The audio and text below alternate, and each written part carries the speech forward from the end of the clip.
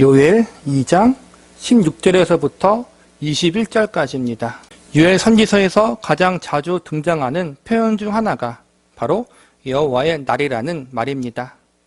요엘서뿐만 아니라 구약 성경에 보면 여호와의 날에 대한 말씀들이 지속적으로 나오는 것을 발견할 수 있습니다.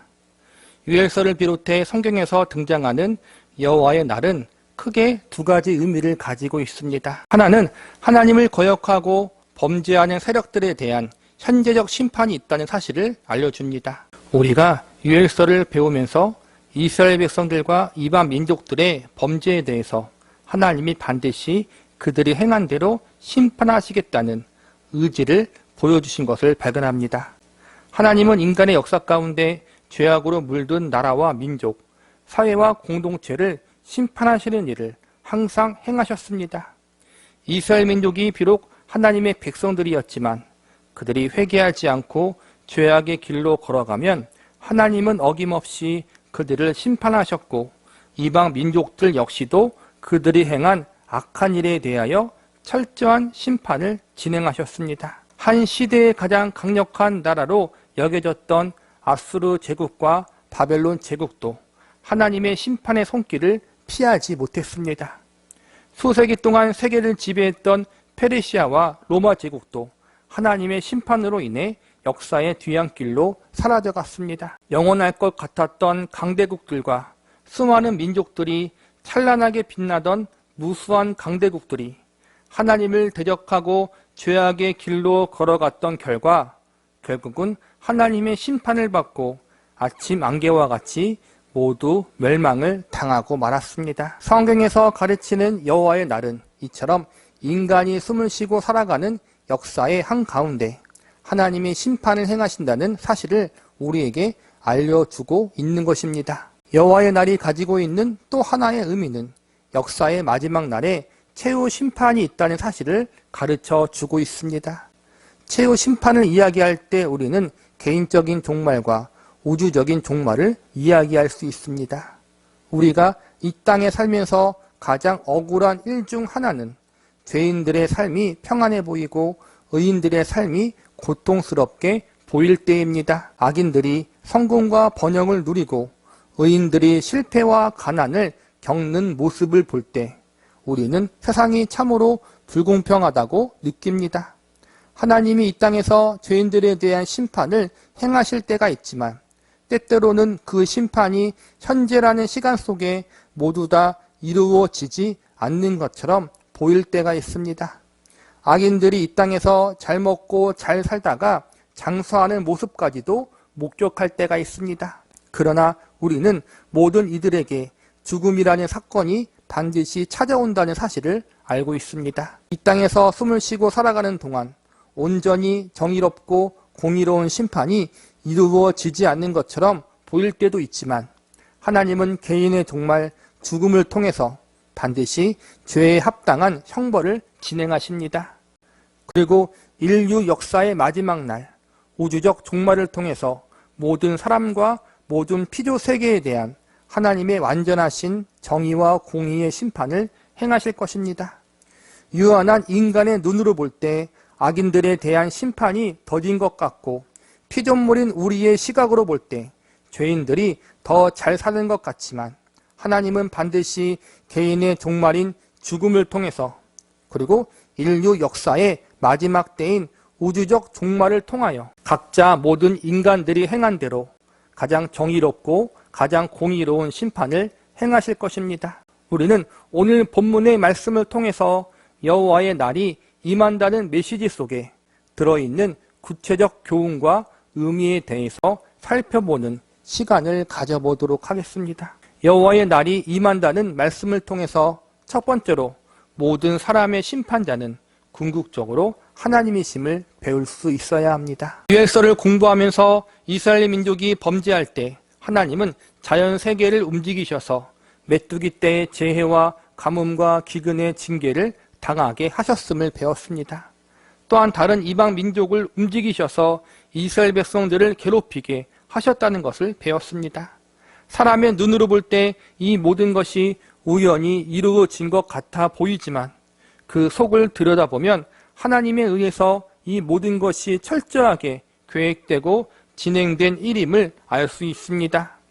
하나님은 선지자를 통해서 또한 이미 기록된 말씀을 통해서 하나님의 백성들이 범죄하게 되면 어떻게 되는지를 미리 선언케 하시므로 그들이 경험하는 고난들이 모두 하나님의 계획과 주도 아래 일어난 일임을 분명히 알려주십니다. 이 고난과 환난이, 이 고통과 아픔이 그냥 우연히 일어나거나 인간의 계획으로 발생한 일이 아니라 전능하신 하나님의 주권 아래 정확한 의도와 목적을 가지고 일어난 일임을 성경과 유엘서는 분명히 말해주고 있습니다. 이스라엘 민족뿐만 아니라 다른 이방 민족들도 동일합니다. 하나님은 이방 민족이 최고의 번성기를 누리고 있을 때 그들의 멸망을 선포하게 하십니다. 그리고 그 멸망의 이유가 하나님께 범죄했기 때문이고, 그래서 하나님이 그들을 심판하실 것이라고 알려주십니다. 한 나라와 민족이, 한 사회가 번영할 때에는 아무도 그 나라와 민족의 멸망을 생각하지 않습니다. 그러나 하나님은 그들이 가장 잘 나갈 때 그들의 멸망과 끝을 예언하십니다. 그리고 시간이 흘러 역사의 어느 날 그 번영했던 나라와 민족이 멸망당할 때, 그때 이 일이 우연이나 인간의 의지로 일어난 일이 아니라 아주 오래전부터 하나님의 계획과 주권 아래 시작된 일임을 모든 사람에게 알려주십니다. 이 심판이 하나님께로부터 나왔다는 사실을 분명히 알려주십니다. 본문 12절을 보시기 바랍니다. 민족들은 일어나서 여호사밧 골짜기로 올라올지어다. 내가 거기 앉아서 사면의 민족들을 다 심판하리로다. 여기서 보면 심판의 장소가 여호사밧 골짜기로 나옵니다. 여호사밧은 남유다 왕국의 네 번째 왕으로 믿음의 왕이었습니다. 여호사밧이 남유다 왕국을 다스릴 때 주변에 이방 민족들이 연합하여 남유다 왕국을 침략합니다. 적들의 숫자가 너무 많아서 유다 왕국이 멸망당할 위기에 처하게 됩니다. 그런데 그때 하나님의 주권적인 간섭하심과 능력으로 단번에 그 많은 이방 민족의 병사들을 진멸하여 버리십니다. 이 사건이 특별한 것은 사람의 손에 의해서 진멸당하지 않고 직접 하나님의 손에 의해서 모두 진멸당했다는 것입니다.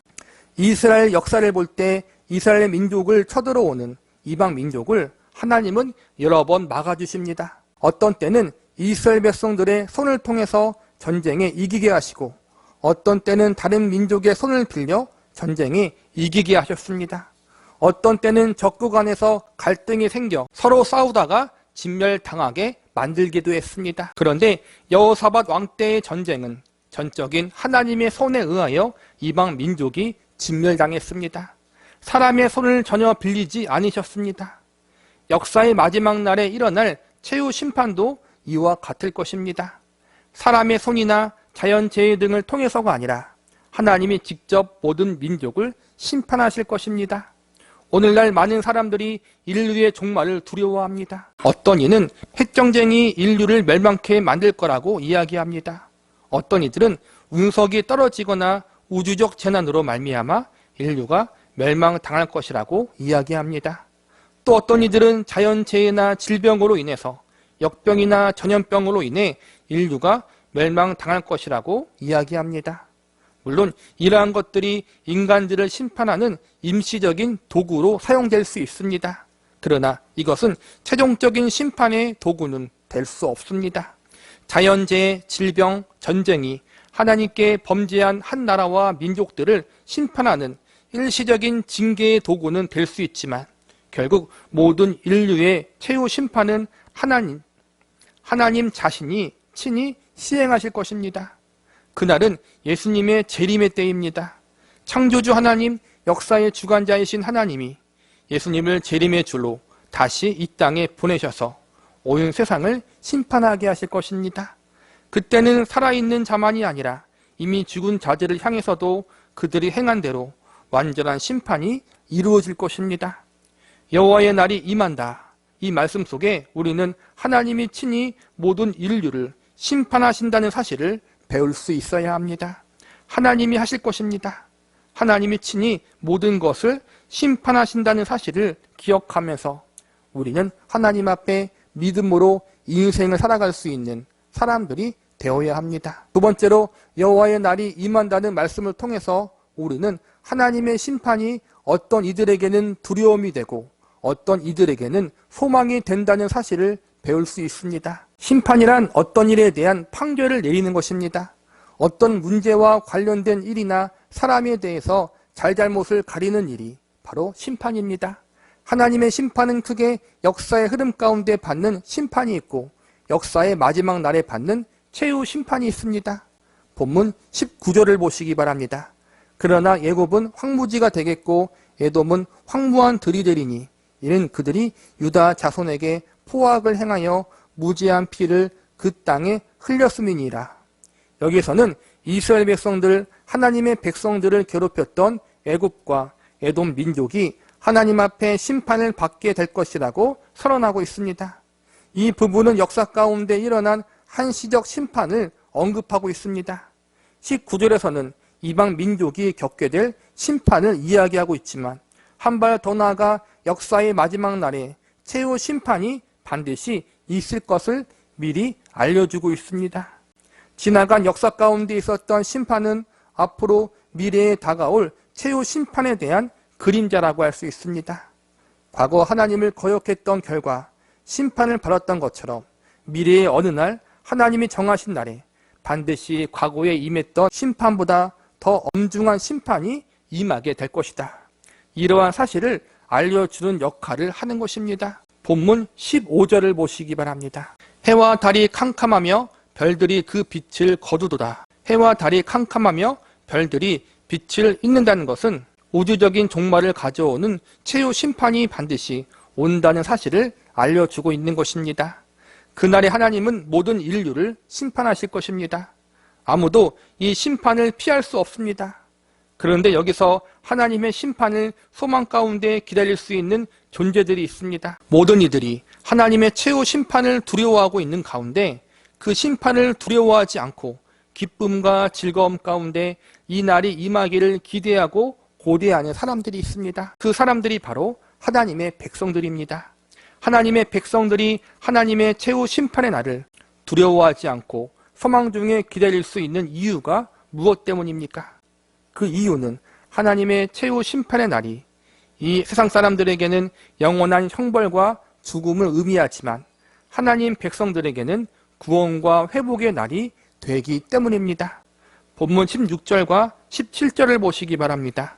여호와께서 시온에서 부르짖고 예루살렘에서 목소리를 내시리니 하늘과 땅이 진동하리로다. 그러나 여호와께서 그의 백성의 피난처 이스라엘 자손의 산성이 되시리로다. 그런즉 너희가 나는 내 성산 시온에 사는 너희 하나님 여호와인 줄 알 것이라. 예루살렘이 거룩하리니 다시는 이방 사람이 그 가운데로 통행하지 못하리로다. 여기서 보면 하나님 백성들과 이방 민족이 서로 대조를 이루고 있습니다. 하나님의 심판이 임하는 날 하늘과 땅이 진동하게 되는데 이때 하나님의 백성들에게 하나님 자신이 친히 피난처와 산성이 되신다고 말씀하고 있습니다. 하나님의 심판의 때에 하나님께서 그분의 백성들이 상하지 않도록 보호하시고 지키신다는 것입니다. 그러나 이방 민족은 어떻게 됩니까? 거룩한 예루살렘 성, 즉 하나님의 성에 발도 못 붙이게 하신다고 나와 있습니다. 심판의 날 하나님의 백성들은 하나님의 성에서 안전하게 거하게 되는데 이방 민족은 성 안에 들어가지 못하고 그 밖에서 세상의 종말 때에 있을 엄중한 하나님의 심판을 받아내야 한다는 것입니다. 거룩하신 하나님의 완전한 심판 앞에 서면 그 어떠한 사람도 의롭다 할 수 없습니다. 아무도 하나님의 완전하신 심판을 피할 수가 없다는 것입니다. 모두가 그들이 행한 대로 정죄받아야 하고 형벌을 받아야 합니다. 그것이 하나님의 정의와 공의입니다. 그런데 이 정의와 공의의 심판을 피할 수 있는 유일한 길이 있습니다. 그것은 바로 하나님이 예비하신 구원의 산성으로 피하는 것입니다. 이 산성 안에 들어가면 그 어떠한 죄인이라도 정죄함을 당하지 않게 됩니다. 성경은 그 구원의 산성을 예수 그리스도라고 우리에게 가르치고 있습니다.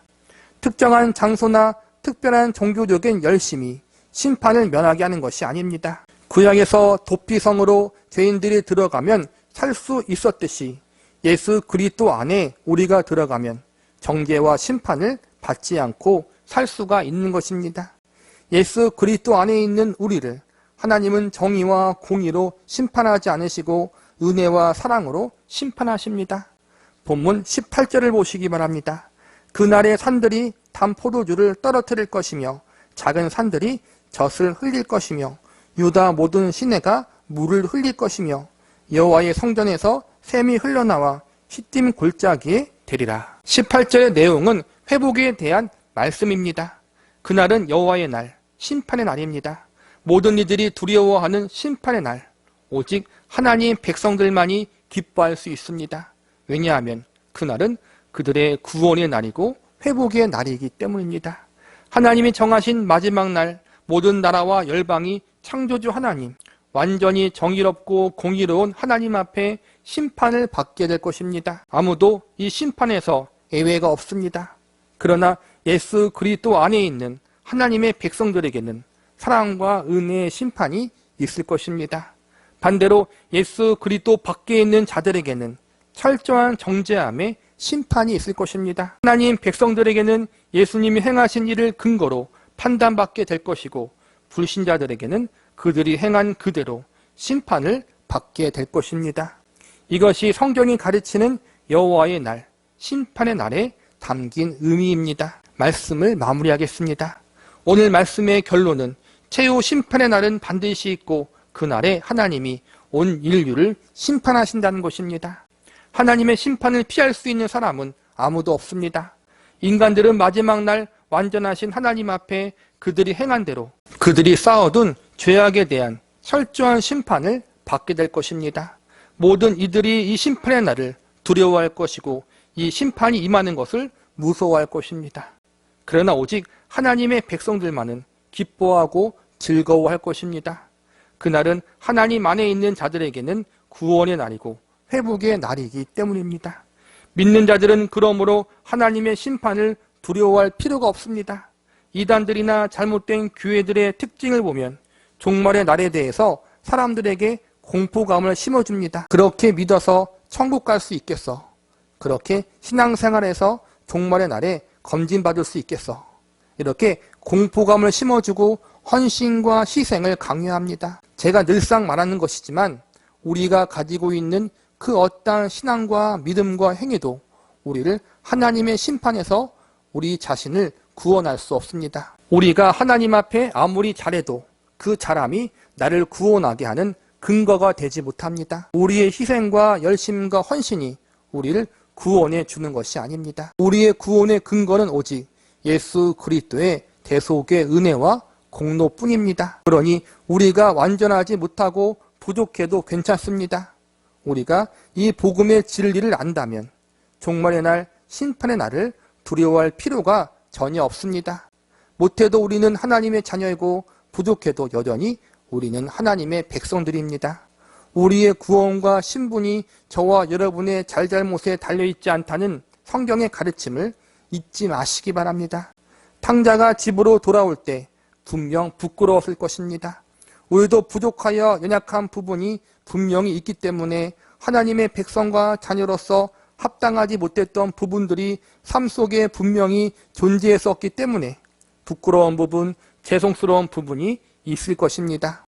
그러나 탕자는 자신의 부끄러움에도 불구하고 그를 넉넉히 받아주실 아버지의 집으로 갔습니다. 우리도 마찬가지입니다. 우리가 잘났기 때문에, 의롭기 때문에 우리를 받아주시는 것이 아닙니다.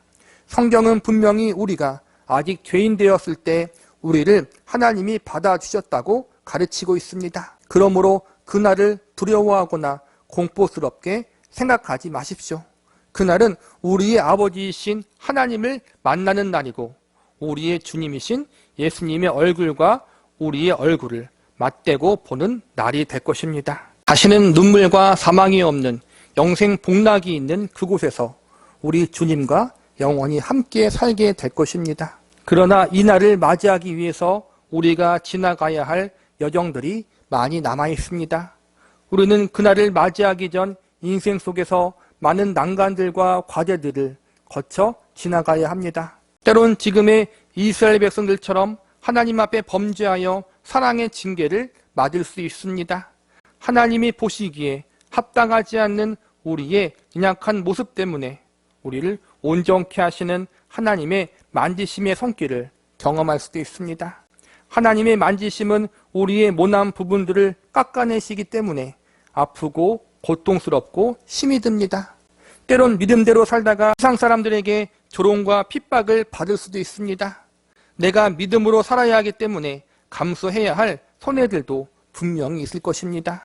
우리는 이미 예수님의 대속의 공로로 인해서 하나님의 구원받은 백성이 되었지만 아직 성화되지 못한 부분도 있고 아직 하나님의 나라가 이 땅에 온전히 임하지 않았기에 마땅히 감내해야 할 고난들이 있음을 알아야 합니다. 그래서 이 길은 쉽지 않습니다. 수많은 유혹과 난간들이 그 길을 방해하고 우리를 흔들어 놓기 위해 여기저기 진을 치고 있습니다. 그러나 우리는 이 길을 반드시 가야 하고 끝까지 가야 합니다. 고난의 눈물 골짜기를 우리는 계속해서 걸어가야 합니다. 이미 시작된 이 믿음의 길, 순례의 길을 도중에 멈추거나 뒤돌아가면 안 됩니다. 우리가 혼자 이 길을 간다면 이 길이 너무 험하기